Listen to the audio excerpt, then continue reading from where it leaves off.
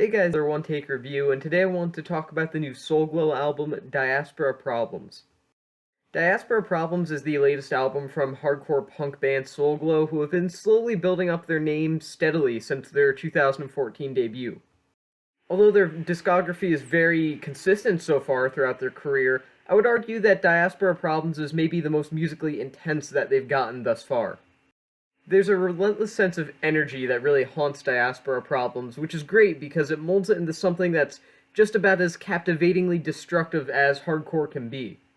Soul Glow are the musical equivalent of a bull in a china shop throughout this record. I mean, they just seem hell-bent on smashing everything that's in their path into tiny, bite-sized little pieces, whether that be your expectations for this album or your eardrums if you play it loud enough, because this is one vicious record. I mean, really, Diaspora Problems has no punches pulled. The listener doesn't have to wait for Soul Glow to really get going. From the second this album begins, it's just right out of the gate, just a violent display of what hardcore can be. From start to finish throughout Diaspora Problems, Soul Glow sound like mayhem incarnate. Soul Glow frontman Pierce Jordan is an especially powerful force on Diaspora Problems. While the moments where Jordan chooses to embrace the more screamo side of his vocals, which is admittedly kind of often can be a bit jarring at first, the amount of passion that he puts into his voice is truly shocking at times. If anything, Pierce Jordan's vocal performance here is just the definition of a vocalist refusing to take a chill pill. I mean, not once does he let up alongside the instrumentals, he is just completely at the peak of his game here. I mean, logically, Soul Glow's vocalist should have his vocals fried by the halfway point of this album, a la Jerome's Dream on Seeing Means More Than Safety. Instead, he remains a consistently brutal force on an equally remorseless album.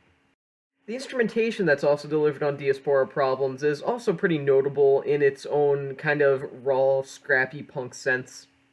While there isn't much to say about the actual individual performers themselves, the explosive compositions that are presented throughout this record really fit the bill of what you would expect from screamo, hardcore, post-hardcore, and really reach their full potential without going overboard on any particular aspect of their sound.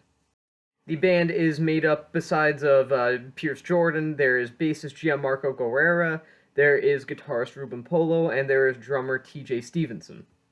All three performers sound absolutely fresh, and they really inject new life into the genre of punk, and while punk is a genre that is kind of in need of some sort of sense of rejuvenation.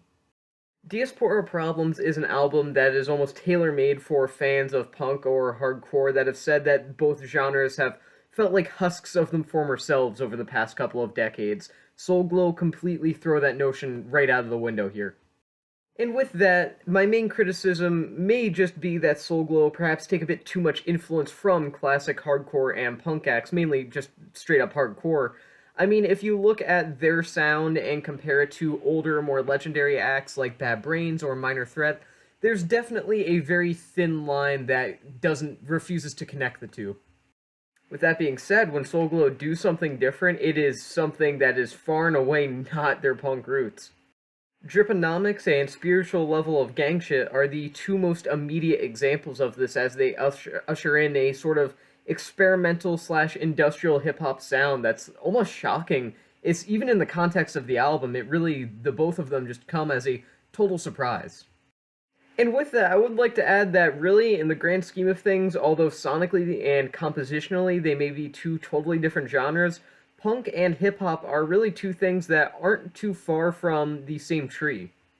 Besides the fact that it's not like this is the first time that hip-hop has combined itself with a louder, more aggressive genre. I mean, if you look back at Public Enemy doing Bring the Noise with Anthrax, it's really not like a new thing that's being introduced to the musical world. Soul Glow technically aren't breaking down any barriers or anything, but at the same time, I do feel like it should be pointed out that even with this major difference in genre, it's still very interesting to see these two styles of music that aren't necessarily the same thing, but kind of are if you trace back to at least not so much their origins, but at least their thematic origins. Even though they're kind of very different, still go back to a similar area, and it's just, my point is, it's nice to see the two of them being combined when it's not really a thing to do anymore. I digress. Although Soul Glow sound consistently great here, I really do think that Driponomics and Spiritual Level of Gang Shit are two songs that show how much potential was found here. Because of that, at least to a small extent, this record almost feels like a at least slightly missed opportunity for further creative development for the band. So, overall, Diaspora Problems is a how-to guide on how to create musical anarchy. The enthusiastic sense of animation from each member of Soulglow here, as well as a sadistically hardcore sound, makes for what may be one of the more notable releases of the hardcore and punk genre in recent years, of which there haven't been many up until maybe last year with the popularity of bands like Turnstile. Maybe hardcore is starting to kind of make a comeback, or maybe I just never really left and I just wasn't paying attention, or at least not in the right areas. But my point is, I'm giving this album 4 stars out of 5. I think it was a great listen, and even with some admittedly glaring flaws, I still think it's consistent enough and energetic enough that any self-respecting punk fan should be checking this out as soon as possible. So, with that being said, 4 stars out of 5, and with that, that is the end of this review, and I'll see you guys in the next one.